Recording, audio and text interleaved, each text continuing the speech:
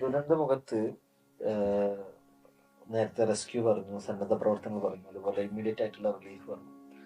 അതോടൊപ്പം തന്നെ അതിലൊരു ശാശ്വതമായ പരിഹാരം അല്ലെങ്കിൽ ഇവരുടെ റീഹാബിലിറ്റേഷൻ സാധ്യമാകണമെങ്കിൽ സ്വാഭാവികമായും ആവശ്യമായിട്ടുള്ള അതിലുള്ള ഒരു പഠനമാണ്, ഒരു ഗവേഷണം, റിസർച്ചാണ്. സത്യത്തിൽ ഗവൺമെന്റ് ഒരു മെഷീനറി ഉപയോഗിച്ച് അതിന്റെ പഠനം നടത്തുന്നതിന് മുമ്പ് പീപ്പിൾ ഫൗണ്ടേഷന്റെ റിസർച്ച് ഒരു റാപ്പിഡ് റിപ്പോർട്ട് ഉണ്ടാക്കുകയും അതിലൊരു സമഗ്രമായ, വളരെ പെട്ടെന്ന് ഉണ്ടാക്കിയതാണെങ്കിലും സമഗ്രമെന്ന് തോന്നിക്കാവുന്ന അർത്ഥത്തിലുള്ള വളരെ ഡീറ്റെയിൽ ആയിട്ടുള്ള റിപ്പോർട്ട് സമർപ്പിക്കുകയും ചെയ്തു. തീർച്ചയായിട്ടും റീഹാബിലിറ്റേഷൻ രംഗത്ത് ഏറ്റവും പ്രധാനപ്പെട്ട ഒന്നതിന് ഡോക്യുമെന്റേഷൻ ആണ്, എന്ത് സംഭവിച്ചു എന്നതിന് ഡോക്യുമെന്റേഷൻ ആണ്. രണ്ടാമത്തത് എന്താണ് അവിടെ ഇനി വേണ്ടത് എന്നതിനെ കുറിച്ചുള്ള ഒരു പഠനമാണ്. എങ്ങനെയാണ് പീപ്പിൾ ഫൗണ്ടേഷന്റെ റിസർച്ച് വർക്കുമായി ബന്ധപ്പെട്ട് ഈ ഡോക്യുമെന്റേഷൻ, ഈ റാപ്പിഡ് റിപ്പോർട്ടുമായി ബന്ധപ്പെട്ട വർക്കുകൾ എങ്ങനെയാണ് ഡോക്ടർ നിഷാദ് സാഹിബിന്റെ നേതൃത്വത്തിൽ ക്രോഡീകരിച്ചത്? അത് നമ്മുടെ നേരത്തെ പറഞ്ഞതുപോലെ ഈ നമ്മുടെ ദുരന്തമുഖത്ത് നിന്ന് നമ്മൾ പിന്നെ നീങ്ങുന്നത് പുനരധിവാസത്തിലേക്കാണ്.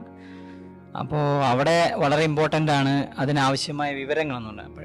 അപ്പോൾ അതിൽ കേന്ദ്രീകരിച്ചാണ് പീപ്പിൾസ് ഫൗണ്ടേഷൻ മേഖലയിൽ പെട്ടെന്ന് ശരിക്കും 1-ാം തീയതി മുതൽ നമ്മൾ 30 കഴിഞ്ഞ് 31 കഴിഞ്ഞ് 1-ാം തീയതി നമ്മൾ ഫീൽഡിലേക്ക് ഇറങ്ങി. അതായത് ഫീൽഡിലേക്ക് ഇറങ്ങാൻ, സമഗ്രമായി ഇറങ്ങാൻ അനുവാദം കിട്ടിയ ഫസ്റ്റ് ഡേ എന്ന് പറയുന്നത് 1-ാം തീയതിയാണ്.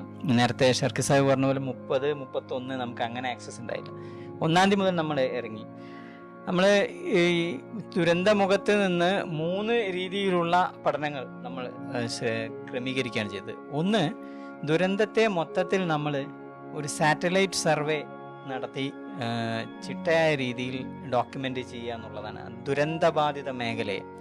ദുരന്തം നടന്നത് ഈ പുഞ്ചിരിമട്ടം എവർഗ്രീൻ ഫോറസ്റ്റിലാണ്. ശരിക്ക് ഈ ദുരന്തം ശരിക്ക് ലാൻഡ് സ്ലൈഡ് ഈ ഉത്ഭവിക്കുന്ന ഉത്ഭവ കേന്ദ്രം എന്ന് പറയുന്നത് അവിടുന്ന് അതിന് 2 കിലോമീറ്റർ താഴേക്ക് പൊട്ടി ഒഴുകി 2 കിലോമീറ്റർ താഴെ വരെ വന്ന് പുഞ്ചിരിമട്ടത്തെ ജനവാസ കേന്ദ്രത്തിൽ 2 കിലോമീറ്റർ താഴെയാണ് തുടങ്ങുന്നത്.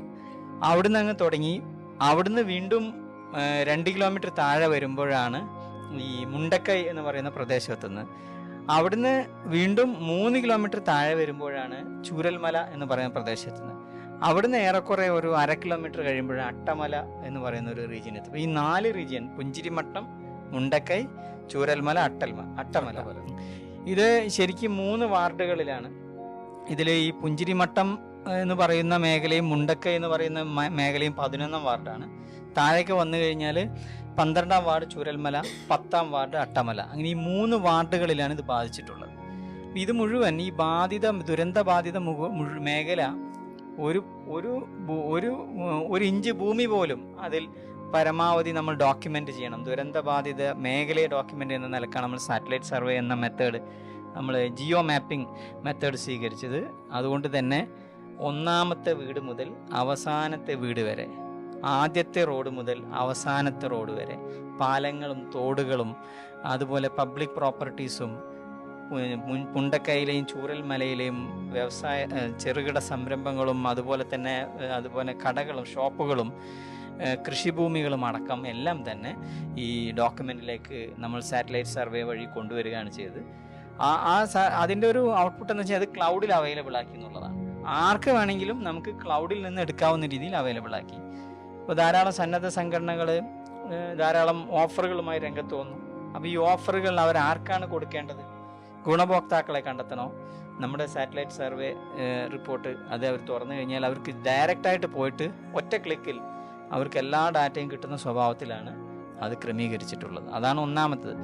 2-ാമത്തത്, നമ്മൾ ആ ദുരന്തത്തിൻ്റെ ഒരു ഫാക്ട്സ്, അത് സംഭവിച്ച കാര്യങ്ങളെ സംബന്ധിച്ച് ഒരു ക്രിസ്റ്റൽ ക്ലിയർ പിക്ചർ കിട്ടുന്നതിന് വേണ്ടി ആ ദുരന്തത്തെ ശാസ്ത്രീയമായി വിശകലനം ചെയ്യുന്നതിന് വേണ്ടി 1:40-നാണ് ദുരന്തം ഉണ്ടാകുന്നത്. നേരത്തെ ഷർക്കി സാഹിബ് പറഞ്ഞു 1:40-ന്. 1:45-ന് ഈ ചൂരൽമലയിലൂടെ സഞ്ചരിച്ച ഫോറസ്റ്റ് ഡിപ്പാർട്ട്മെൻറ്റിൻ്റെ വെഹിക്കിൾ, അതാണ് ആ പാലത്തിലൂടെ അവസാനം കടന്നുപോയ റിപ്പോർട്ട് ചെയ്യപ്പെട്ടൊരു വെഹിക്കിൾ.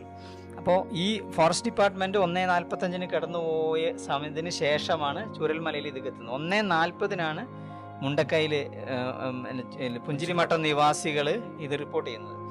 അവിടെ നിന്ന് അങ്ങ് തുടങ്ങി അവർ 1:40-ന് വീടിൻ്റെ ജനലൊക്കെ ഇങ്ങനെ ജെർക്ക് ചെയ്യുന്നു. വാതിൽ തുറന്നു നോക്കുമ്പോൾ മുന്നിൽ വെള്ളമാണ്. വെള്ളത്തിൽ വലിയ വലിയ തടിക്കഷ്ണങ്ങൾ ഒഴുകി വരികയാണ്. ഒരുപക്ഷെ പുഞ്ചിരിമട്ടം മുണ്ടക്കൈ ഭാഗത്തെ ദുരന്തത്തിൻ്റെ പ്രാഥമിക കാരണം അതാണ്.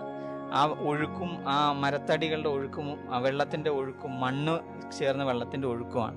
അങ്ങനെ അത് ചൂരൽമല ഭാഗത്തേക്ക് വരുന്നതിന് മുമ്പ് ഈ സീതമ്മക്കുണ്ട് എന്ന് പറയുന്ന ഒരു ചെറിയ വെള്ളച്ചാട്ടം, ആകർഷണീയമായ വെള്ളച്ചാട്ടമൊക്കെ ആയിരുന്നു അത്. ആ ഭാഗത്ത് ഇതിങ്ങനെ തടഞ്ഞു നിന്നിട്ടുണ്ടാവണം എന്നാണ് കരുതുന്നത്. അവിടെ ഒരു ഡാം ഫോർമേഷൻ ഉണ്ടായി, പിന്നീട് അത് പൊട്ടി ഒലിക്കുകയാണ് ചൂരൽമലയിലേക്ക് താഴേക്ക്. പൊട്ടി ഒലിക്കുമ്പോൾ ആ ഒലിക്കൽ ഭയങ്കര ഫോഴ്സായിട്ട് വന്നിട്ടുള്ളത്, പാറക്കല്ലുകളടക്കം ഉരുണ്ടുകൂടി താഴേക്ക് വന്ന് ചൂരൽമലയിലെ സ്കൂൾ റോഡ് ഭാഗത്ത് അതിമാരകമായ രീതിയിൽ നാശനഷ്ടങ്ങൾ ഉണ്ടാക്കി. അവിടെയാണ് ഏറ്റവും കൂടുതൽ ഹ്യൂമൻ ലോസ് ഉണ്ടായിട്ടുള്ളതും, അവിടെയാണ് ഏറ്റവും കൂടുതൽ കൺസ്ട്രക്ഷൻസ്, വീടുകൾ തകർന്നിരിപ്പണമായിട്ടുള്ളത്. അങ്ങനെ പൂർണ്ണമായും തകർന്നു പോയൊരവസ്ഥയാണ്. അപ്പോൾ അതിൻ്റെ ആ മൊത്തം ഡീറ്റെയിൽസ് മുഴുവൻ നമ്മൾ ഇതിൽ സർവൈവേഴ്സിൽ നിന്ന് തന്നെ നമ്മളതിൻ്റെ വിവരങ്ങൾ ശേഖരിച്ച് അത് റാപ്പിഡ് റിപ്പോർട്ടാക്കി. മാത്രമല്ല നീഡ് അസസ്മെൻറ്റ് എന്ന ഒരു സ്റ്റഡി അന്ന് തന്നെ നമ്മൾ ആരംഭം കുറിച്ചിരുന്നു. ആ റാപ്പിഡ് റിപ്പോർട്ട് പ്രസിദ്ധീകരിക്കുന്ന സമയത്ത് 552 സർവൈവേഴ്സുമായിട്ട് നേർക്കുനേരെ സംസാരിച്ച് അവരുടെ യഥാർത്ഥത്തിൽ അപ്പോൾ അവരെങ്ങനെയാണ് ഈ സംഭവത്തെ അഭിമുഖീകരിച്ചത്, അവരുടെ മുന്നോട്ട് പോക്കിൽ അടിയന്തരമായ ആവശ്യങ്ങൾ, നേരത്തെ ഷബീർ സാഹിബ് പറഞ്ഞു, അടിയന്തര ആവശ്യങ്ങൾ എന്തൊക്കെയാണ് എന്നതിനെ സംബന്ധിച്ച് 552 കുടുംബങ്ങളിൽ നിന്ന് വിവരം ശേഖരിച്ചു. ശേഷം നമ്മൾ നീഡ് അസസ്മെൻറ്റ് തുടർന്നുകൊണ്ടേയിരിക്കുകയാണ്.